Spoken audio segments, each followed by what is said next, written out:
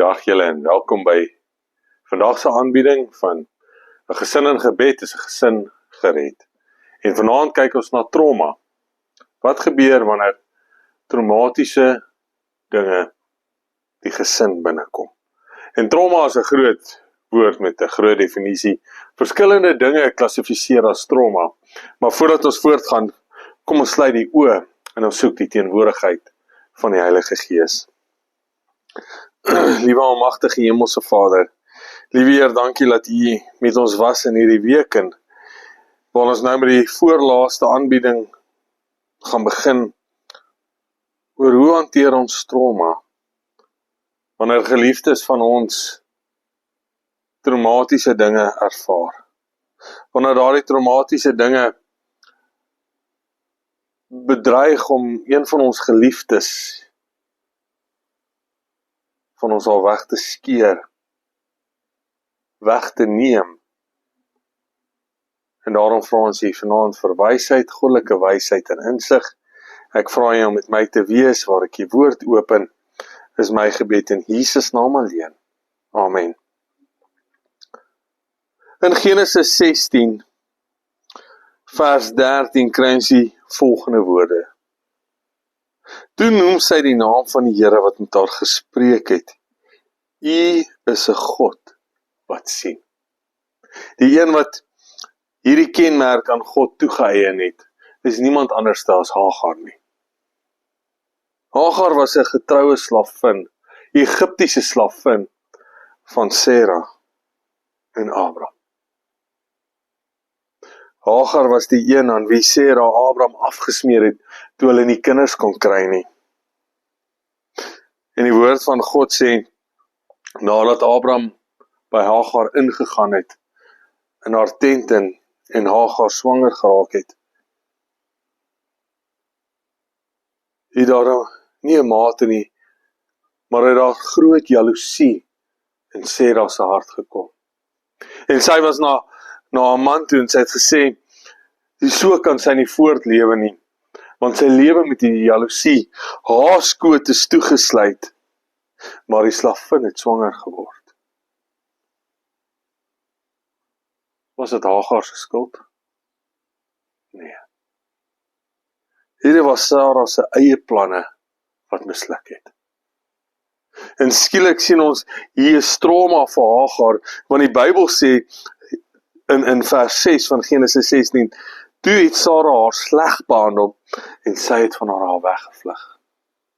Hierdie is God se kinders. Sara en Abraham, die wat die verbond met God gesluit het, of God het die verbond met hulle gesluit. Hulle is die kinders van die belofte. Hulle is die deur wie die beeld van God moet seëvier. En in hulle ongeloof en ongeduld neem hulle besluit wat 'n ewige impak op 'n Egiptiese dame se lewe gehad het. En so vlug sy, en dan sê dit in vers 11, ook sê die engel van die Here vir haar, kyk, jy is swanger en sal 'n seun baar, en jy moet hom Ismael noem, want die Here het jou en jou ellende verhoor. Die Here gee haar dan die opdrag om terug te gaan. Terug te gaan en haarself te gaan verneder voor haar dienares. Traumatiese ondervinding wat Hagar deurgegaan het. Dinge wat nie haar toedoen was nie. En toe sy in daai traumatiese oomblik op vlug was, ontmoet sy die Here en die engel van die Here wag vir haar by die put van water. En daar kom sy tot die insig dat die God van Abraham en Sara is eintlik 'n God wat sien. En vanaand wil ek vir u sê dat wanneer ons deur traumatiese ondervindings gaan, of wanneer 'n geliefde van ons in die gesin deur traumatiese ondervindings gaan, moet ons weet dat God sien dit. En God ontmoet nie dalk almal onmiddellik soos hy vir Hagar by die put ontmoet het nie. Maar ons weet dat daar een of ander tyd in die geskiedenis van hierdie aarde rekenskap gaan kom. Want God sien. Niks gaan by God ongesiens verby nie. En Hagar was terug en onthou, daai was haar familie. Hagar het gevlug van haar familie af. Maar dank die Here het ingetree, sodat daar ook 'n toekoms vir haar en haar kind kan wees. 'n ander verhaal wat ons vind, waar trauma voortkom in die Bybel, is Naomi en Rut. So Naomi en haar man Elimelech vlug as gevolg van droogte. Weereens, heel waarskynlik as gevolg van ongeloof. Hulle verlaat die beloofde land en gaan terug en gaan soek groener weivelde, as ek so dit kan sê. En daar in die vreemde gebeur die ondenkbare. Al drie van Naomi en Elimelech se seuns vat vir hulle kinders, of vat vir hulle vrouens altyd, tussen die Moabiti se volk. Maar Elimelech en sy 3 seuns sterf. En skielik is dit net Rut en Naomi wat oor is. En Naomi besef, hier gaan sy nie verder kan lewe nie. Sy moet teruggaan na haar eie mense. Traumatiese ondervinding waardeur Naomi is. En sy stap terug en sy stap tussen haar mense in. En die mense vra, is dit Naomi julle? Is dit hulle wat so lank weg was? Waar's die res? Waar's haar seuns? Waar's haar man? En sy sê vir die dames daar by die teepartytjie, moet my asseblief nie Naomi noem nie. Noem my Mara. Want die Almagtige het my baie bitterheid aangedoen. Maar is in hierdie reistog wat Naomi na haar skoondogters toe omdraai en hulle smeek om haar te laat gaan. Om haar alleen te los. Om terug te keer na hulle land toe en na hulle mense en daar vir hulle ander mans te gaan soek. En so gehoorsaam die skoondogters van Naomi behalwe Rut. En Rut sê, moenie my beaandring dat ek u moet verlaat, om agter u om te draai nie. Want waar u gaan, sal ek gaan, en waar u vertoef, sal ek vertoef. U volk is my volk, en u God is my God. Wanneer geliefdes van ons deur 'n traumatiese ondervinding gaan, is een van die eerste dinge wat hulle doen, is om die mense wat die naaste aan hulle is, weg te stoot. Ek wil amper sê, mense wat in 'n traumatiese ordeal is, ekskuus vir die Engels, hierdie geneigtheid om alleen in die hoek te wil sit en sulk, om uitgelos te word, om nie meer in aanraking te kom nie, selfs met die mense wat die naaste aan hulle is. En vanaand wil ek vir u vra, as u iemand in u gesin het, wat deur 'n traumatiese ondervinding gaan, neem kennis daarvan, maar wees Rut. Wees altyd net kort agter op hulle spoor. En sê vir hulle, moenie by my aandring dat ek u moet verlaat nie. Waar u gaan, sal ek gaan. Waardeur u gaan, sal ek gaan. En weet jy wat is die mooi van hierdie verhaal? Naomi het niks gehad nie. Naomi sou teruggaan na haar eie land en heel waarskynlik gesterf het van armoede. Maar Rut het nie net saam met haar skoonma gegaan nie. Sy het ook die verantwoordelikheid gevat om in die behoeftes van Naomi te voorsien. Sy het haarself, 'n vrou van 'n ander kultuur,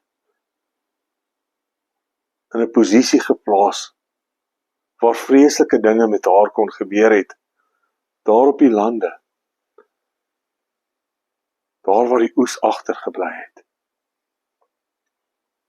En die Here beskik het so, dat sy toen eintlik op 'n familielid van Naomi se plaas opeindig, Boas. En Rut 1 vers 22 sê vir ons, toe hulle daar aangekom het, was hier die begin van die garsoes. Die begin van die oeste. Die vroeë oes. 'n oes wat later in die woord van God en later in die geskiedenis van die mensdom 'n groot impak sou hê. Want dit verwys ook na die Pasgafees, na Jesus wat sou kom. Die lam sonder gebrek wat vir ons geslag is. Die lam wat self deur traumatiese ondervindings moes gaan om jou en my te red uit hierdie situasie. Maar weet dit, dat ons in 'n sondige wêreld lewe. En trauma is reg rondom ons. En as u vanaand deur trauma gaan, wil ek vir u sê, daar is net een uitweg. En dit is die wederkoms. God is alheen wat 'n einde kan maak aan al ons traumatiese ondervindings.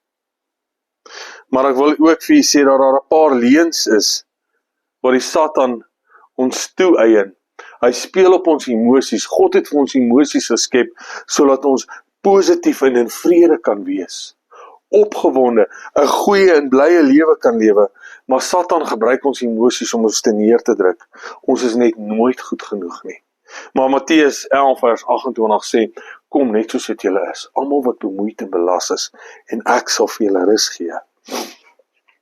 Ek wil dalk gou vir Psalm 91 lees. En ek wil u vra om nie u geliefdes weg te stoot nie. Ons verstaan dit nie altyd wanneer die mense van ons wat seer het, ons wegstoot nie. En ek weet dit is 'n natuurlike reaksie, want ons voel ons is nie goed genoeg nie. Maar ek wil vir u sê, Psalm 91 vers 4 gee ons die volgende vertroosting. Hy sal jou dek met sy vlerke, en onder sy vleuels sal jy skuil. Sy trou is 'n skild en 'n panster. Jy hoef nie te vrees vir die skrik van die nag, vir die pyl wat bedags vlieg nie, vir die pes wat in die donker wandel, vir die siekte wat op die middag verwoes nie. Wanneer ons besef dat God ons uitnooi, soos Matteus 11 vers 28 sê, kom almal wat bemoeid en belas is, en ek sal vir jou rus gee. En dit is wat Rut en Naomi ervaar het. Rut het toe by die voete van Boas opgeëindig. Daar waar hy haar bedek het met sy kleed. Warmte en liefde. Terwyl sy onselfsugtig alles in haar vermoë gedoen het, om haar skoonmoeder wat in soveel trauma deurgegaan het, sy behoeftes te voorsien, om vir haar uit te kyk, om by haar te wees, het die Here haar by die voete van Boas neergelê, en vir haar 'n nuwe toekoms gegee, 'n toekoms waar sy en Naomi in vrede kon lewe. En dit is wat die Here vir ons wil doen. Dis baie keer in ons traumatiese ondervindings wat ons by die voete van Jesus opeindig. Koud, onseker en eensaam. Maar is daar waar hy ons bedek met sy kleed van warm liefde. Dis daar waar ons 'n hoopvolle toekoms kry. En die trauma wat ons deurgaan, is nie ons skuld nie. Dit is die toedoen van die vyand. Maar die Here het vir ons 'n uitweg gegee. Die uitweg is om hom aan te neem as ons verlosser en persoonlike saligmaker. En daarom wil ek u vra om nie te laat vaar met die hoop wat ons het nie. Nie op te gee met die hoop wat ek en u het nie. Want een van die dae kom hy binne, kom hy terug. Binnekort gaan Jesus deur die wolke breek en sê, dit is verby. En dan hy einde maak aan alles wat skeiding van ons bring. En trauma is een van daardie dinge wat skeiding bring.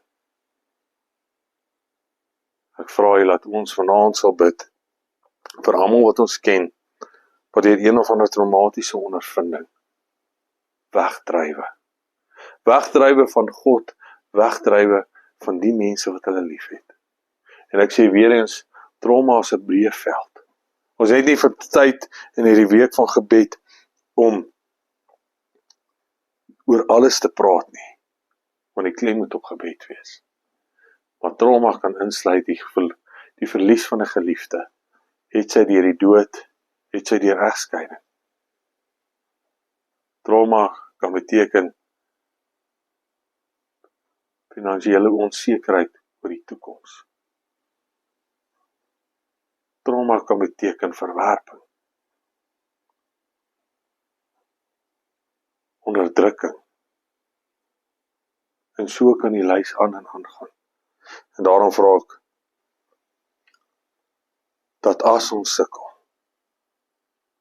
met trauma onsself, in plaas van dat ons sal wegdryf, dat ons hulp sal soek. As u sukkel met trauma, maak gerus met my kontak. Maar my gebed is,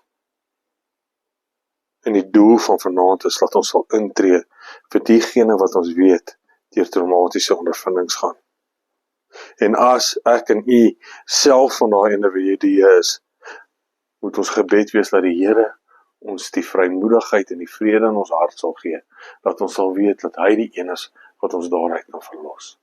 En laat ons by sy voete sal bly, want daar is waar ons toegemaak geword met die warm liefde van Jesus. Kom ons bid saam. Liewe Jesus, dankie vir die liefde en die genade. Liewe Heer, ons het u nodig. Ons lewe in 'n stikkende wêreld. Ons lewe in 'n wêreld waar gesinne gekenmerk word deur traumatiese ondervindings. Ons almal loop rond met letsels as gevolg van hierdie wêreld. Liewe Heer, en ek vra u, laat elkeen wat luister sal besef dat u koms is binnekort. En daarom het ons die verantwoordelikheid om mekaar te koester. Om dit wat u vir ons gegee het te bewaar tot by u wederkoms. Om mekaar te ondersteun, om mekaar se laste te dra en so die wet van God te vervul.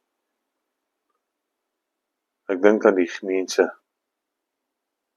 wat geen hoop het nie. Liewe Heer, laat hulle die hoop wat in u is, sal ervaar. Ek bid vir ons wat om sulke mense staan, liewe Heer, dat u vir ons goddelike insig en wysheid sal gee, dat ons daardie mense sal kan onderskraag en hulle sal kan ondersteun.